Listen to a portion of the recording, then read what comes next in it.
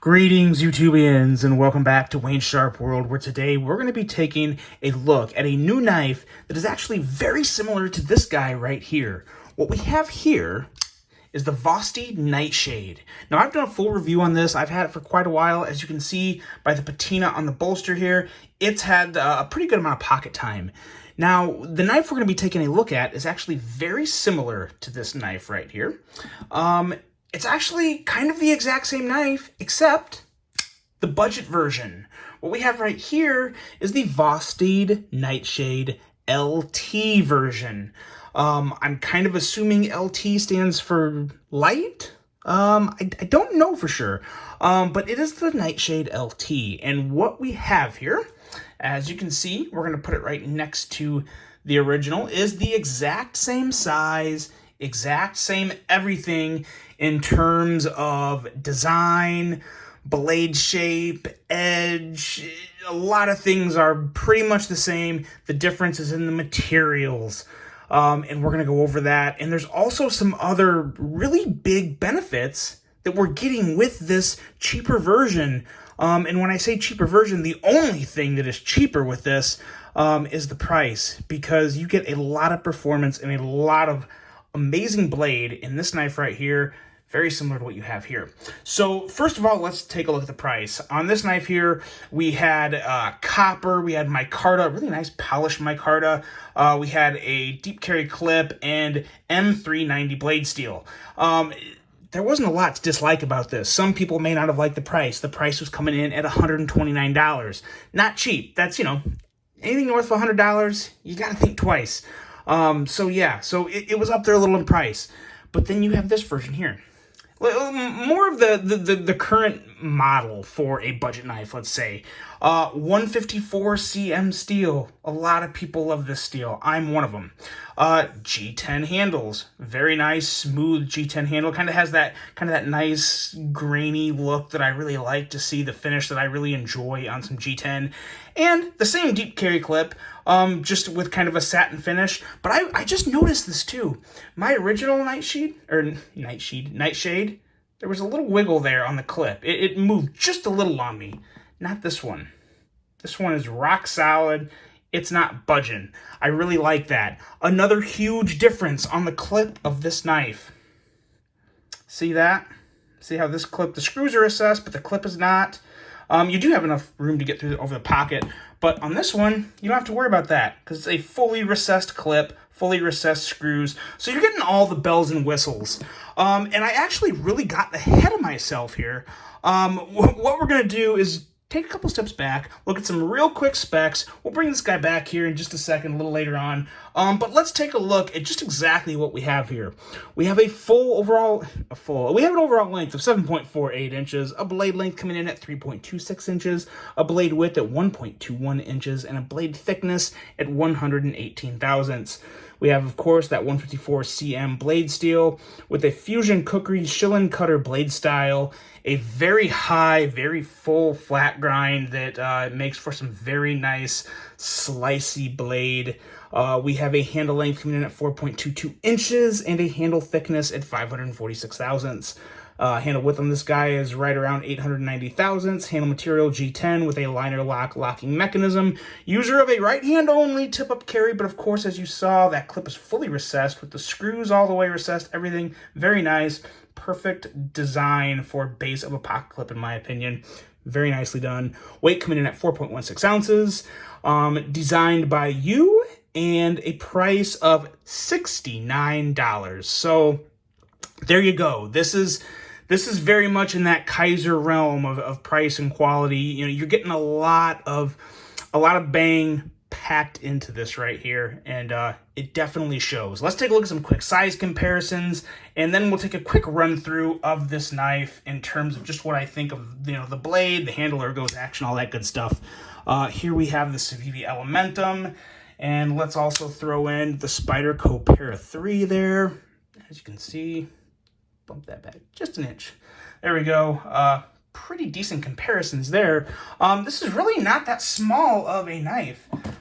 Here we have the Kaiser Towser K, and one more for you. Let's put it out here. We got the Hogue Deca. Such a good knife in its own right. And as you can see, there you are. There's your size comparisons.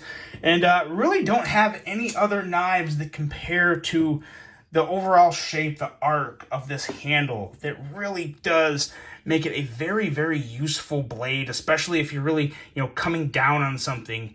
Makes for a really nice cutting motion, especially with this blade here with that full flat grind. And this really is, it's a super unique, but really is a pretty amazing blade shape that I've really grown to, dare I say, I might even love this blade. It really is that good. Since I've had the original Nightshade, of course. Now, obviously, I haven't ran this blade through a lot of tests, but obviously the other blade I did, and the shape is going to perform the same. 154 cm steel is obviously not going to perform quite the way M390 does, but at the end of the day, I know what I'm going to be getting out of that 154 cm, and I'm happy with that. We have a phenomenal flipper tab here with some very nice jimping that is made for a perfect push button action that we'll get to more in that action category. And on top of that, some very nice jimping on the spine of this blade. And right above the spine, we run into they took a page out of the Italian knife maker's book and made a crown spine that is gorgeous. Works really, really well with this knife and just looks fantastic. Comes down to a very nice wide tip. Really is. It's not your typical EDC blade, but it's a very damn good one that I think a lot of people would enjoy using. Going into the handle and ergos. Ergos are very, very nice. They're a lot better than you'd think because there's not a lot going on, but that little bit of curvature works just right. The pocket clip really is perfect, not only in terms of in and out of the pocket and how it's recessed, but the fact that you just really don't feel it in your hand. It really is shockingly good in terms of just everything that you're getting once you get your palm wrapped around this guy. It just feels good, and it's very comfortable and really just well done. The liner lock is very easy to access, and yeah, you see that? Excellent. Buttery smooth dropping action. And while we're at it, let's start talking about the action of this guy because it really is great in more ways than you might think. Obviously, this flipper here, like I said, it's designed with perfect jimping along. And this is the type of jimping I'm talking about. When I want jimping all around the flipper tab, this is it. Take note, all other knife companies, because this is fantastic. Not too big, not too small, grippy, tacky, but not abrasive. It doesn't hurt your index finger. It's perfect. It really is perfect jimping. And that's a big deal because you're going to use this flipper almost all the time. Now, some other people may use something else that I'm about to show you because I really do enjoy this. This right here. Yeah, you can middle finger flick it with just putting your middle finger kind of here on the flat of this blade. And maybe just, you may need just a hair of a wrist to break through the detent. But once you get it, it's so good. And it really is. It brings a weird level of fidget factor to it. You got to be careful with that, though. You got to, of course, obviously, you have a blade in your hand. But very nice little extra bonus deployment method that I really enjoy. But at the same time, I could just flip this guy all day and be very, very satisfied with this flipping action. It's also worth noting that the packaging for this. Now, in the past, sometimes I talk about packaging and sometimes I don't. It really depends because at the end of the day, as good as this knife is, as long as it's shipped to me safely, I really don't care. At $69, I don't care what it comes in as long as it comes to me safely intact with no scratches, it's not wet or anything like that, and it's good to go. But when a company goes above and beyond, I like to show that. And here's the packaging that comes with this guy. It comes in this box that is covering a tin case, and you pop the case open, and in there is a pouch, very much to your, it's like a Civivi style pouch, really. But again, multiple layers of protection for your knife. And I don't even know what this is. What is this? Oh, kind of a card here. 120-day full money-back guarantee, return replacement service. Contact us to solve your problem. So there, in case by chance you do have an issue with your knife, direct support right there. Love seeing that. And then, of course, this is just kind of a little description card talking about it, saying what's in it. So, I mean, this is excellent. I mean, I'm sorry. I'm not sorry. I'm right, I think. This is just excellent. You have a pouch. You got a nice tin to keep everything in. And again, if it was a $250 knife, yeah, I would expect this. But for a $69 knife, that's a lot right there. That really is a lot. It's an excellent package for a damn good knife that is just good to go. $69. I'm good with this all day. Overall thoughts are honestly almost a lot better. I don't know. I really grew to like this Nightshade. I have it in my knife of the year running in its respective price category. But now I got to think about this and how do I want to incorporate both of these or one of them? I don't know. But I will say I do like this version better than the original.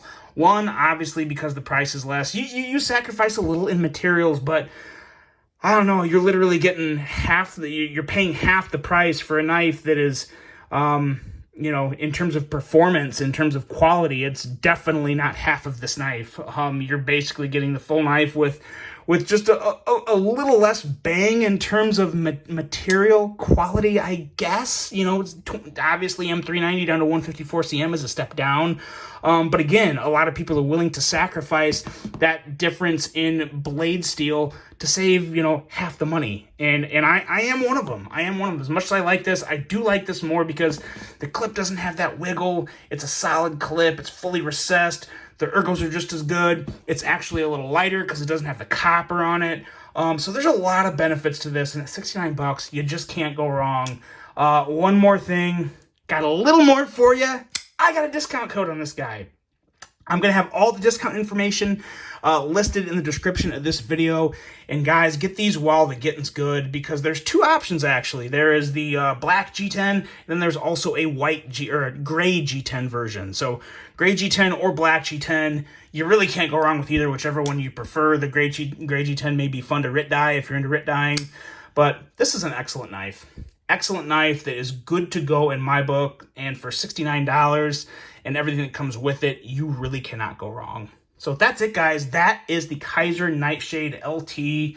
A surprisingly great upgrade, maybe, from the original. I'm a little confused on how much I like this one in comparison to the original, but at the end of the day, it's a great knife. It really is. I'd fully recommend it. Let me know what you guys think of this one. Really hope you enjoyed this one. Hope you have a great rest of your day. And until the next one, I'm out.